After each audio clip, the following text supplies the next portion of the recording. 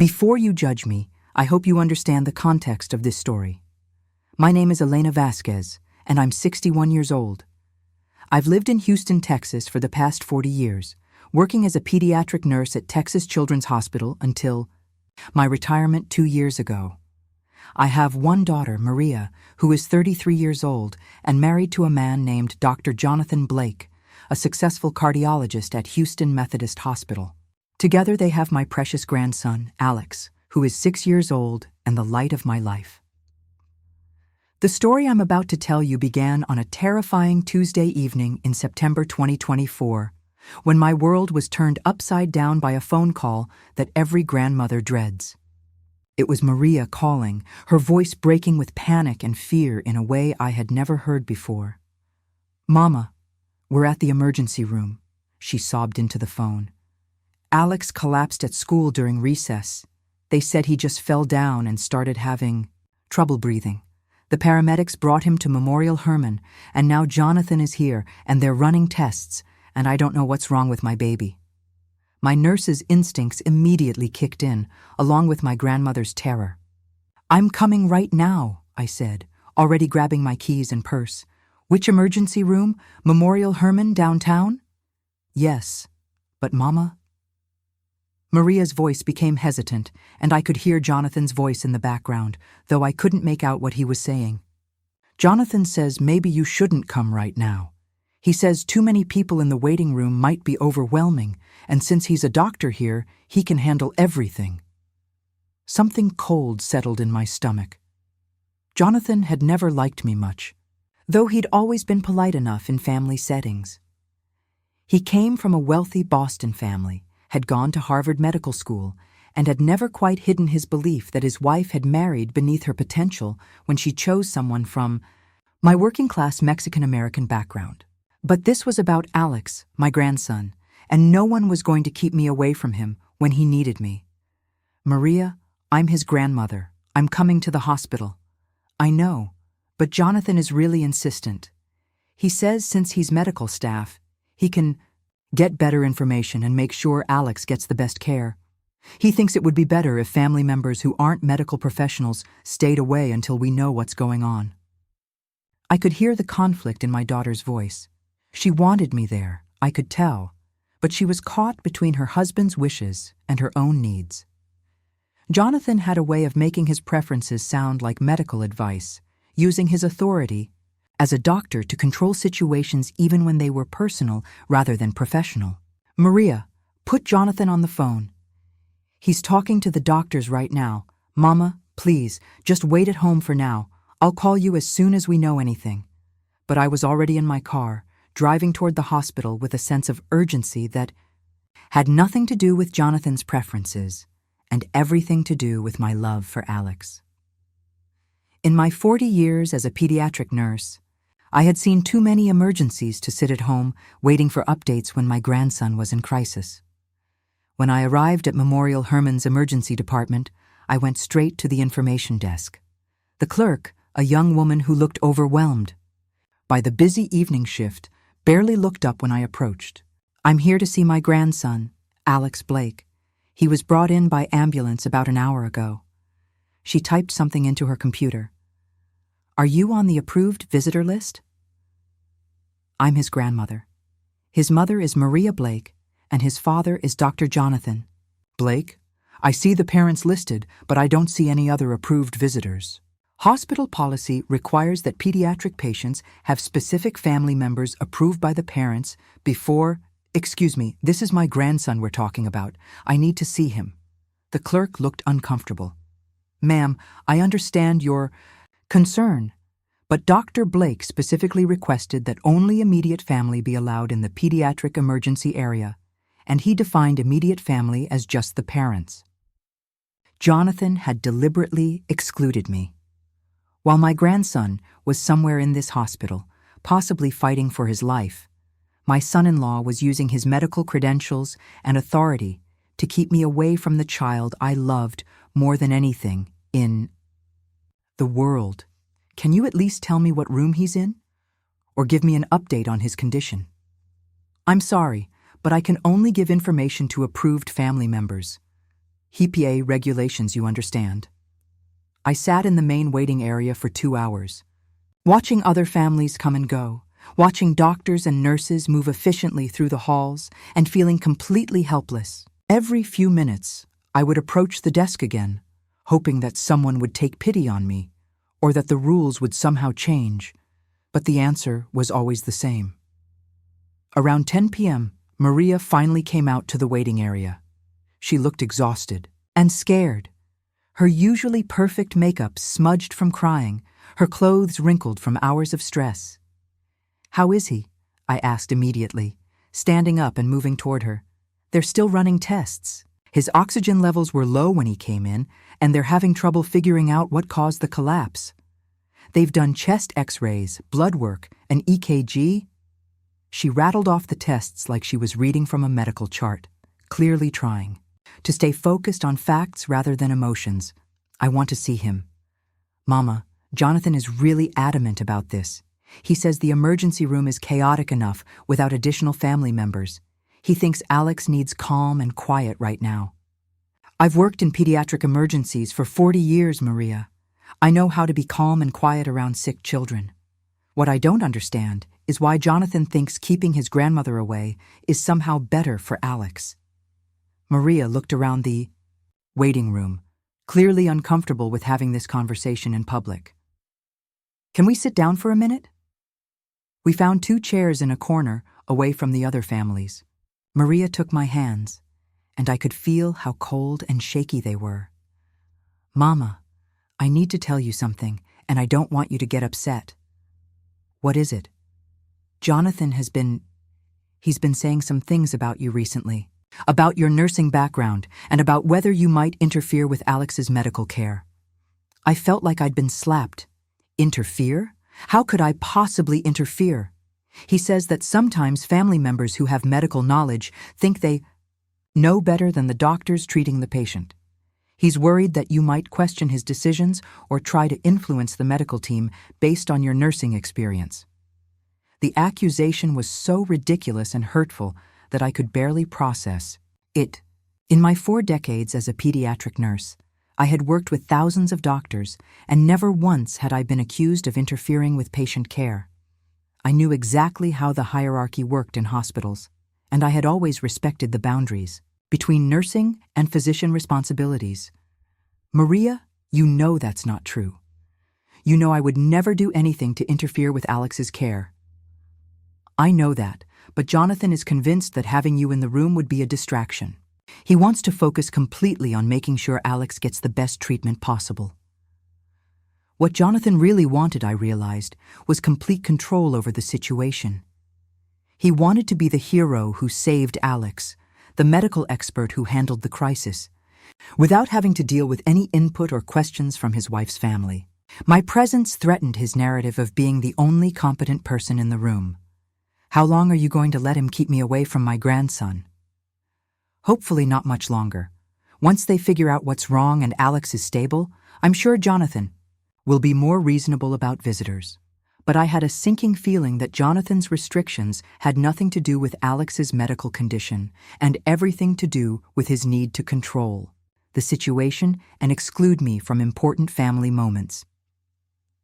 As Maria went back to the emergency department and I returned to my lonely vigil in the waiting room, I had no idea that within hours, my decades of medical experience would prove to be exactly what Alex needed to save his life.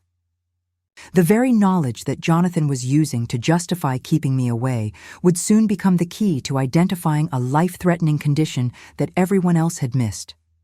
Sometimes the people who try hardest to exclude us from the important moments are the ones who need us most, even if they don't realize it. And sometimes being a grandmother means fighting not just for the right to love your grandchild, but for the right to save his life when no one else can. I spent the night in that waiting room, dozing fitfully in an uncomfortable chair, waking up every time I heard footsteps or voices that might indicate news about Alex. Around 6 a.m., exhausted hospital staff began changing shifts, and I saw Maria emerge from the emergency department looking even more haggard than she had the night before. "Any news?" I asked immediately, standing up despite the stiffness in my back from sleeping in the chair. They've admitted him, Maria said, her voice hoarse from crying and exhaustion. They're moving him to the pediatric intensive care unit. His breathing is still labored, and they can't figure out what's causing it. What do his chest X-rays show? Some fluid in his lungs, but not enough to explain the severe breathing difficulty. His blood work shows elevated white blood cell count, suggesting infection, but they can't find the source. As a pediatric nurse, I knew that the combination of respiratory distress, fluid in the lungs, and elevated white count could indicate several serious conditions. The fact that the doctors were having trouble pinpointing the cause was concerning. I want to see him, Maria. I need to see him. Mama, Jonathan has been very clear about this. He says the PICU has strict visitor policies, and since Alex is in critical condition, they're only allowing parents in the room. That's not true, I said firmly. PICU visitor policies vary by hospital, but most allow grandparents, especially when the child is this sick. Jonathan is using his status as a doctor to manipulate the rules. Maria looked torn between her husband's wishes and her own instincts. He says that as a cardiologist at the hospital, he knows the policies better than anyone. Maria, I worked at Texas Children's Hospital for 40 years. I know pediatric intensive care policies. What Jonathan is telling you is not standard protocol. It's his personal preference.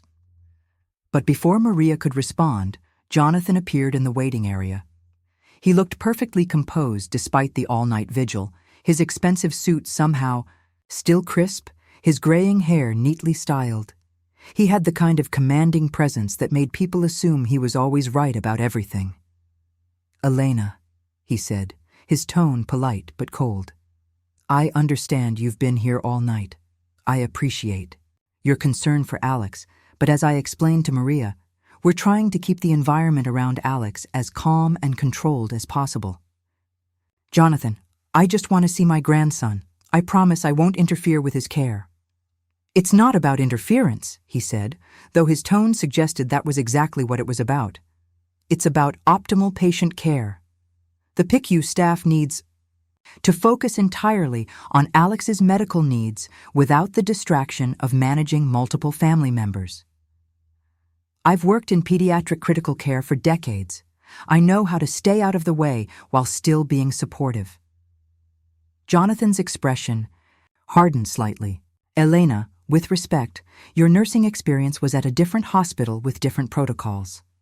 Here at Memorial Hermann, we do things a certain way, and as a physician on staff, I'm responsible for ensuring that Alex receives the best possible care.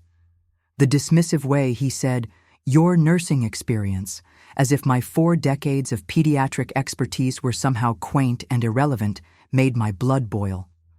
But I bit back my response because arguing with Jonathan wasn't going to help Alex.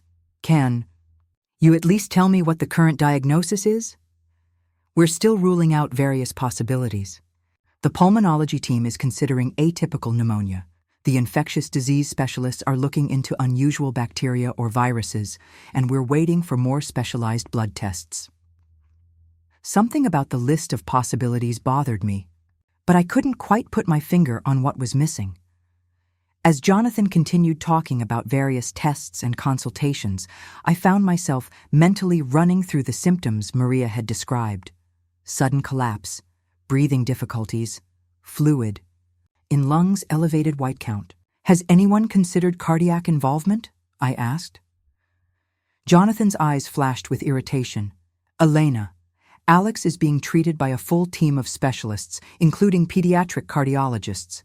His heart function is being thoroughly evaluated. What? About endocarditis?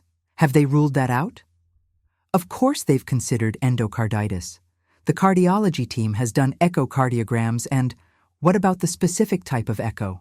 Did they do a transesophageal echocardiogram or just a standard transthoracic? Jonathan's expression became even more condescending. Elena, I think you should leave the medical decisions to the doctors who are actually treating Alex.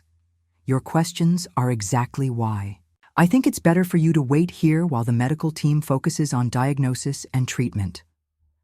But I knew I was onto something.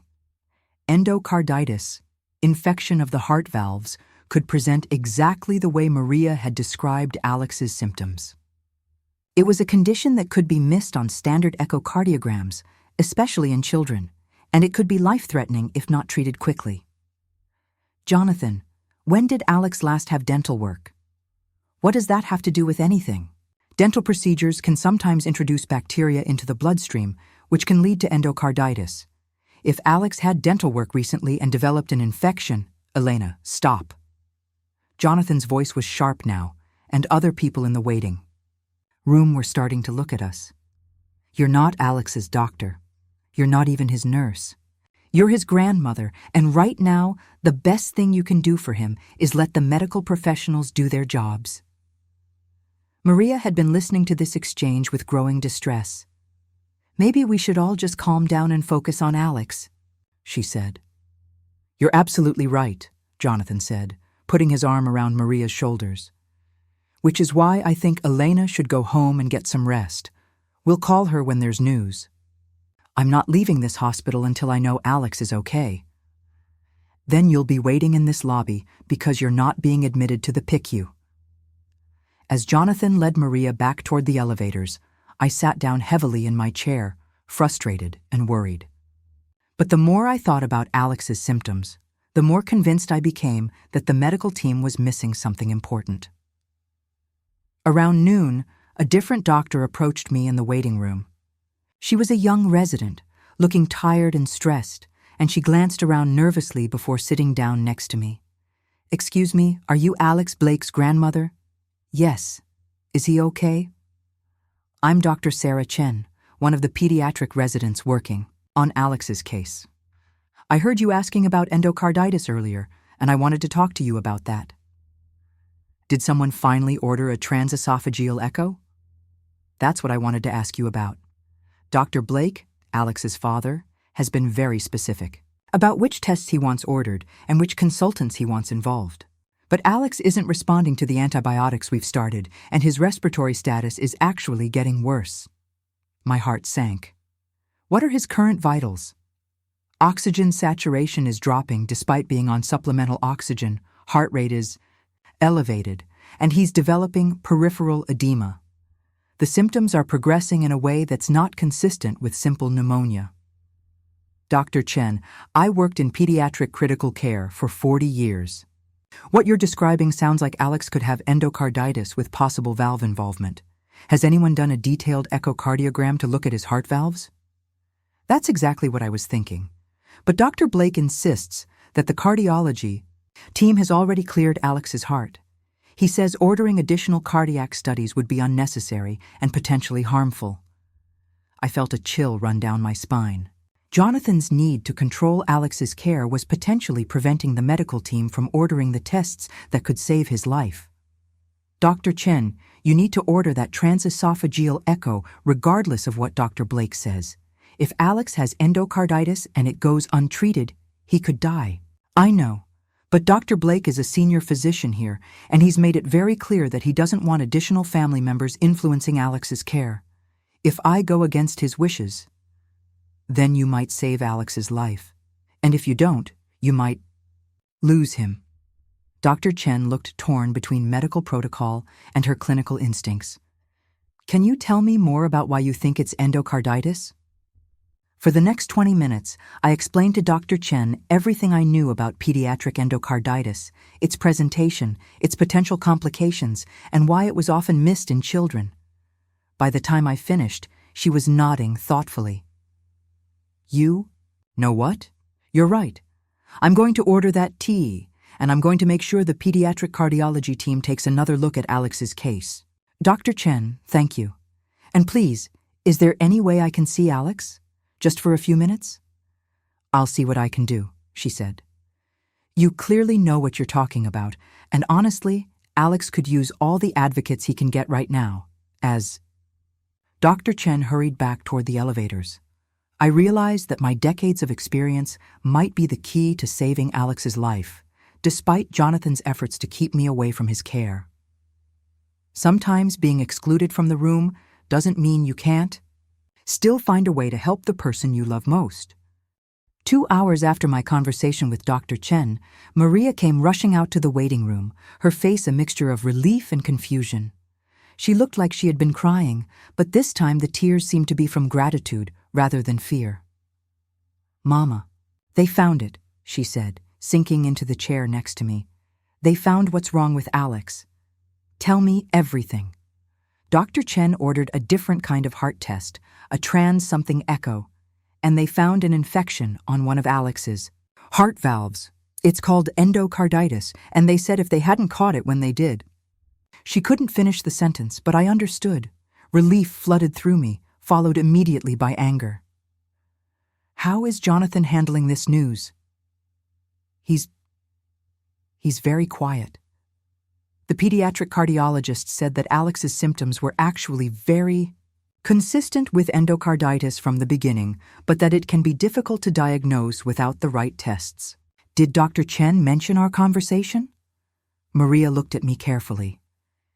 She said that a family member had raised some important questions that helped guide their thinking. "Mama, was that you?" "Yes. I tried to talk to Jonathan about the possibility of endocarditis yesterday, but he dismissed my concerns." Maria was quiet for a moment, processing this information. "Dr. Chen said that you probably saved Alex's life by insisting they look at his heart more carefully. What's Alex's prognosis?" "Now, they're starting him on IV antibiotics that specifically target the bacteria causing the infection. Dr. Chen said that with proper treatment, most children with endocarditis recover completely, but that it can be very dangerous if it goes untreated." "I want to see him, Maria." "I know. And honestly, after what happened today, I think you should. You've been working with sick children longer than any of us, and Alex needs all the medical expertise we can give him." "What about Jonathan?" "Jonathan is going to have to deal with it. You saved our son's life, Mama.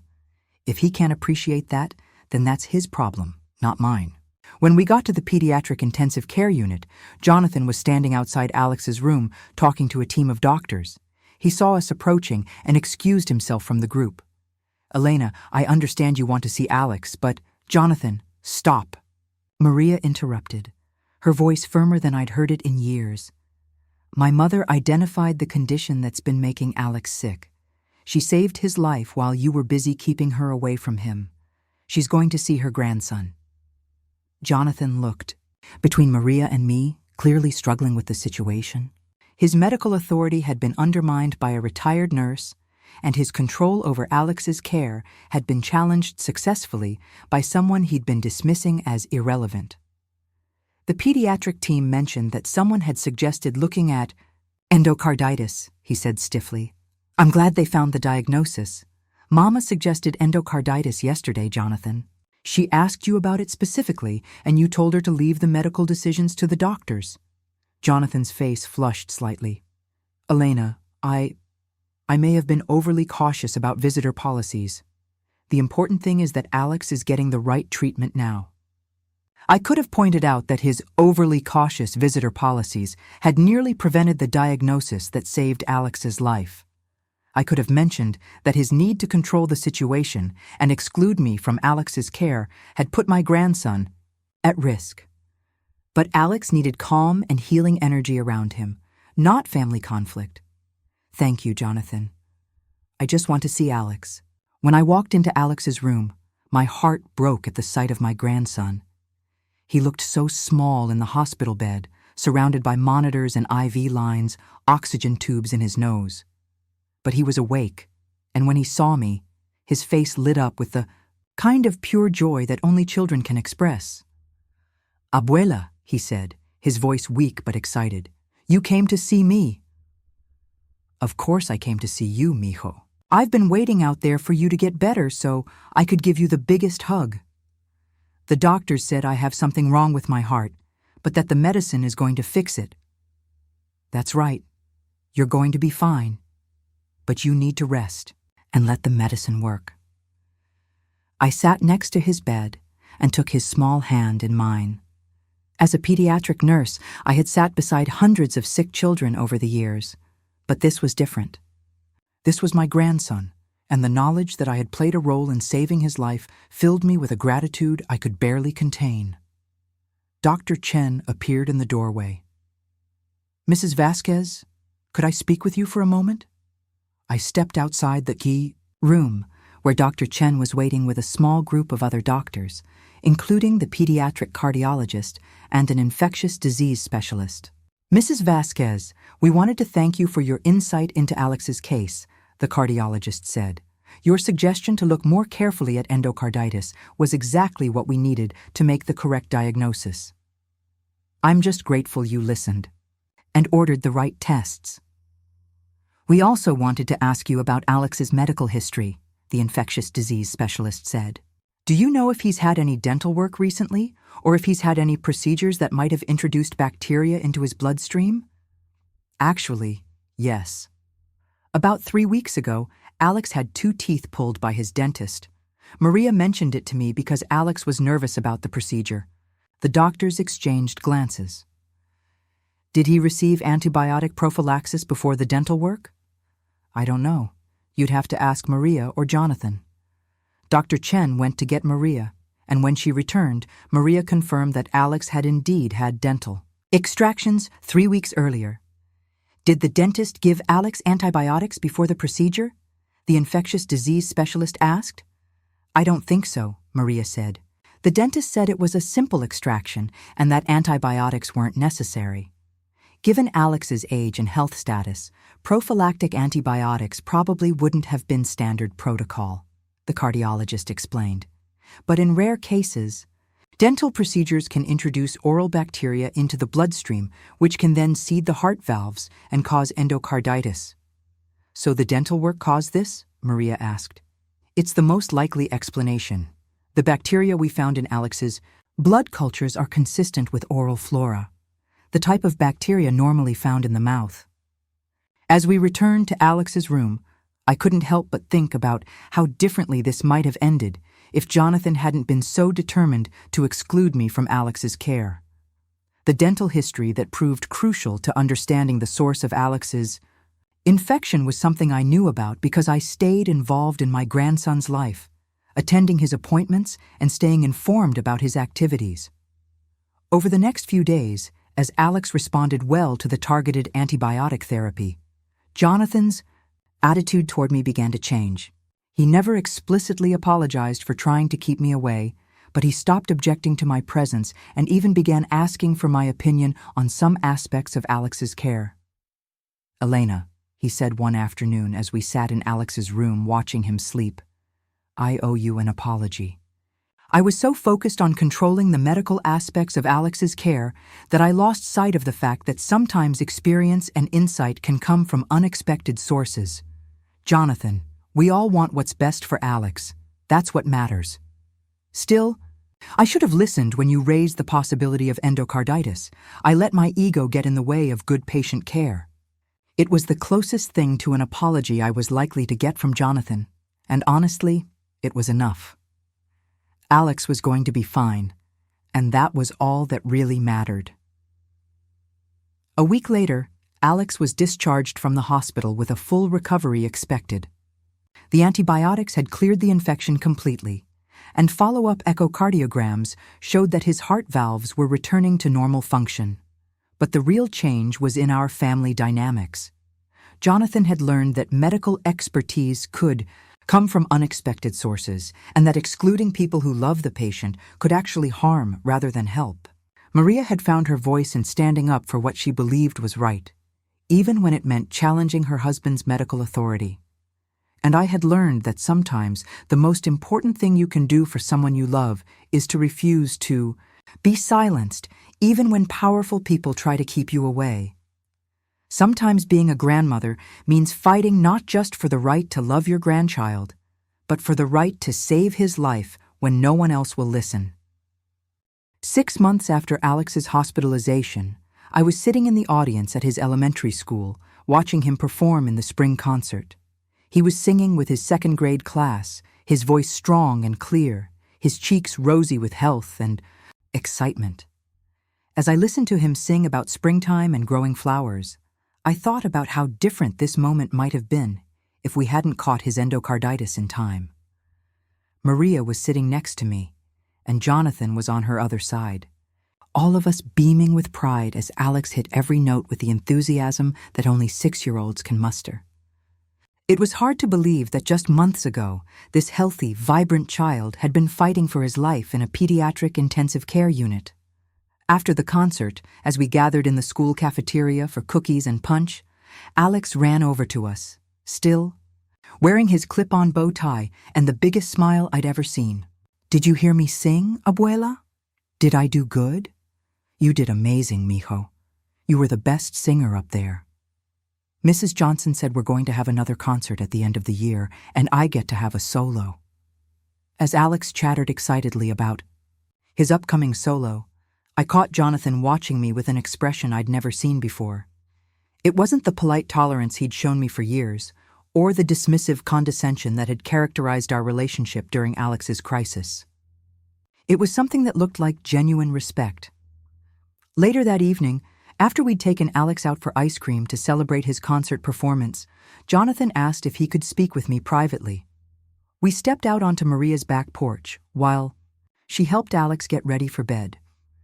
"Elena, I've been thinking a lot about what happened during Alex's hospitalization," he began, his usual commanding tone replaced by something more humble.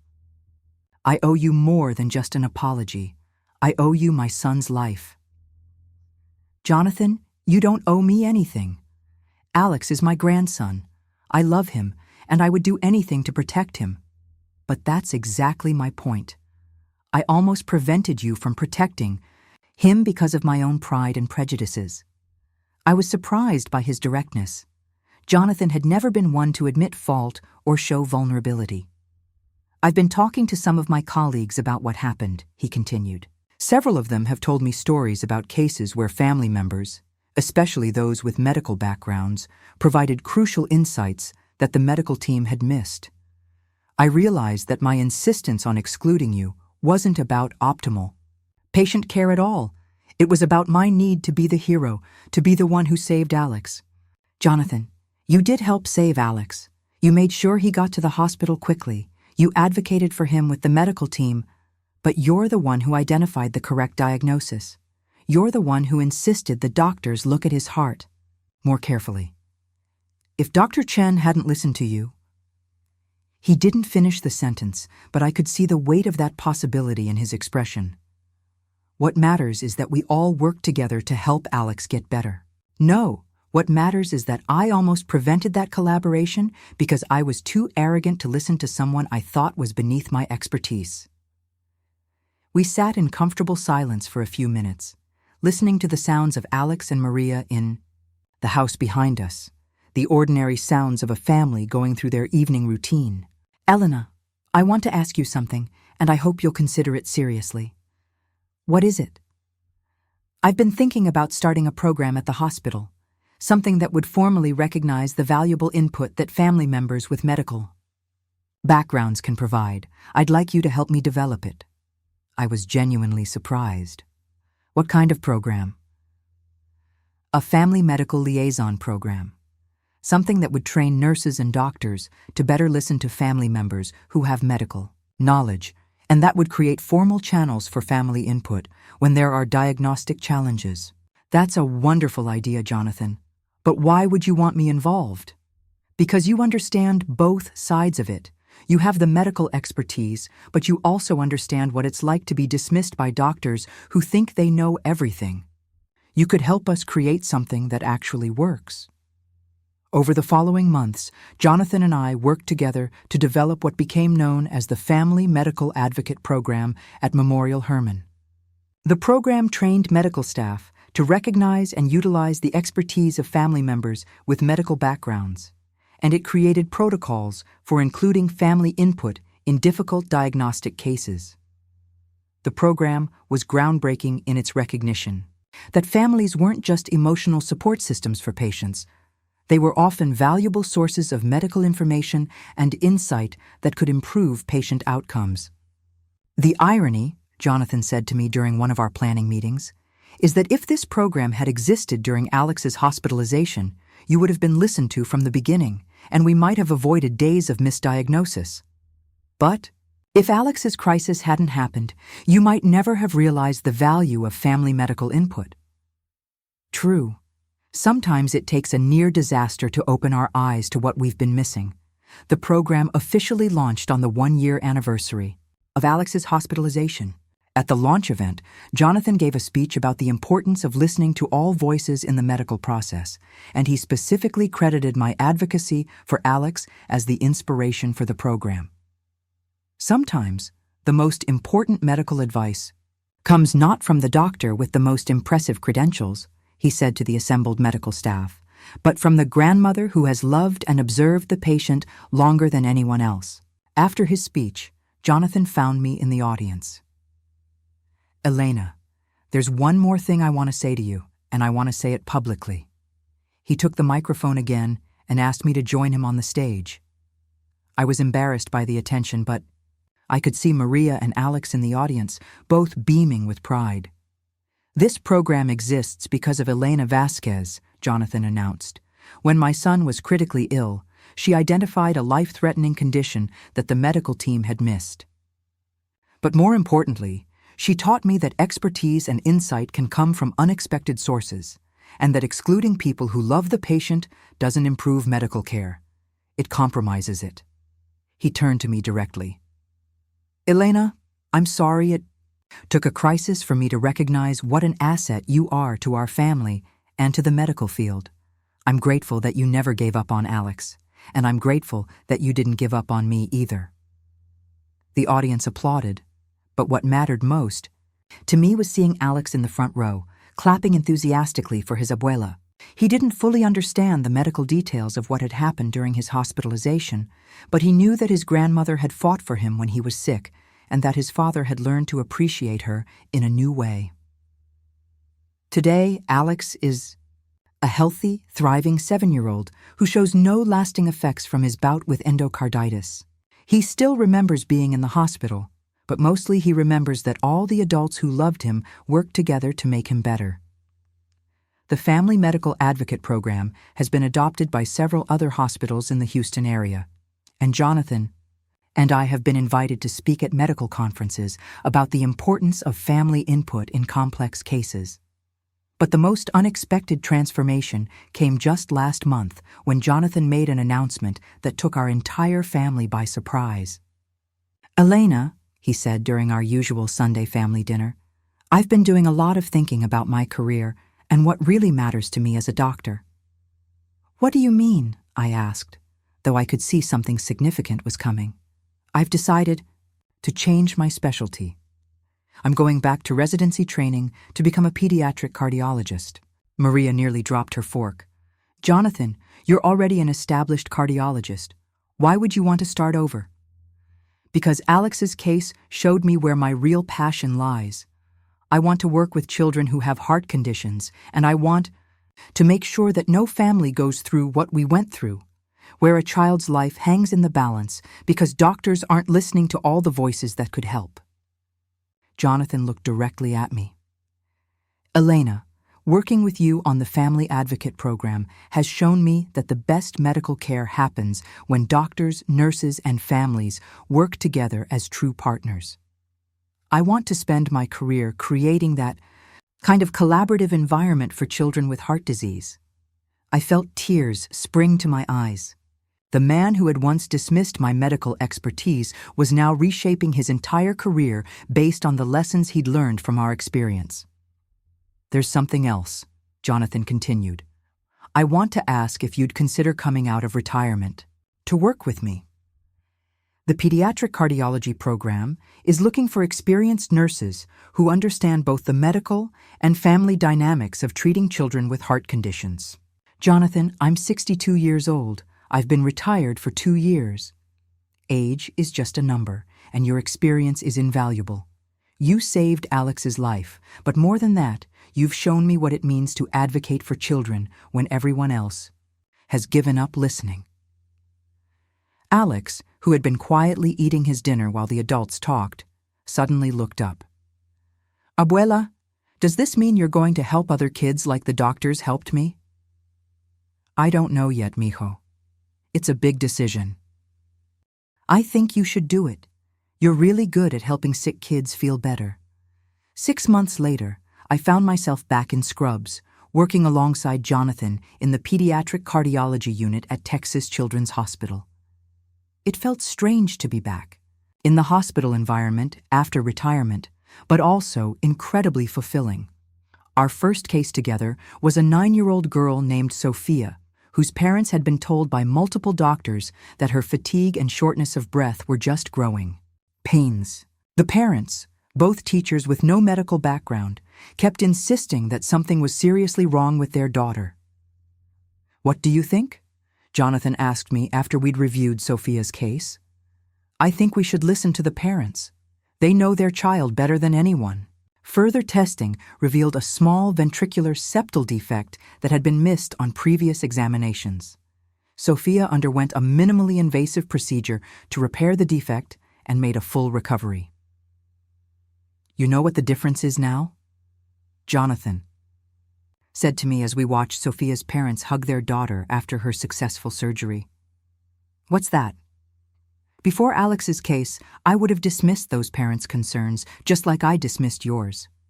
I would have assumed that my medical training made me more qualified to judge what was wrong with their child than they were. And now? Now I know that the people who love the patient most are often the ones who notice the details that medical professionals miss. Parents, grandparents, siblings, they're not obstacles to good medical care. They're essential partners in it. Last week, we received a letter from Sophia's parents, along with a drawing she had made of herself playing soccer. Again, at the bottom, she had written in crayon, "Thank you for listening to my mommy and daddy." Jonathan framed the drawing and hung it in his office, right next to a photo of Alex from his school concert. "That's what this is all about," he told me, pointing to Sophia's drawing. "It's not about being the smartest doctor in the room or having the most impressive credentials. It's about creating space for everyone who loves the patient to contribute to their healing." As I sit here today, working alongside the man who once tried to exclude me from my grandson's care, I'm amazed by how completely our relationship has transformed. The crisis that could have permanently damaged our family instead became the catalyst for healing that extended far beyond our own lives. Jonathan learned that true medical expertise sometimes comes from unexpected sources, and that listening to families isn't just good customer service, it's good medicine. I learned that sometimes the most important battles we fight aren't for ourselves, but for the right to protect the people we love most. And Alex? Alex learned that when people who love you work together, they can overcome anything. He's planning to become a doctor when he grows up. He tells everyone, "So I can help kids like Abuela and Daddy do." Sometimes the people who try hardest to silence us are the ones who most need to hear what we have to say. Sometimes being excluded from the room is just the beginning of finding a way to make your voice heard. And sometimes the greatest gift we can give the people we love is the refusal to give up on them, even when powerful people try to push us away. Love doesn't always look like quiet support. Sometimes it looks like fighting for the right to save a life when no one else will listen. And sometimes, when we refuse to be silenced, we end up changing not just one life, but an entire system of how people treat each other. Alex is alive and thriving today because a grandmother refused to accept exclusion, because a young doctor had the courage to listen, and because a father learned that being wrong can be the first step toward being wise. It's a lesson that will echo through our family for generations, and through the hundreds of children whose lives we'll touch together in the years to come.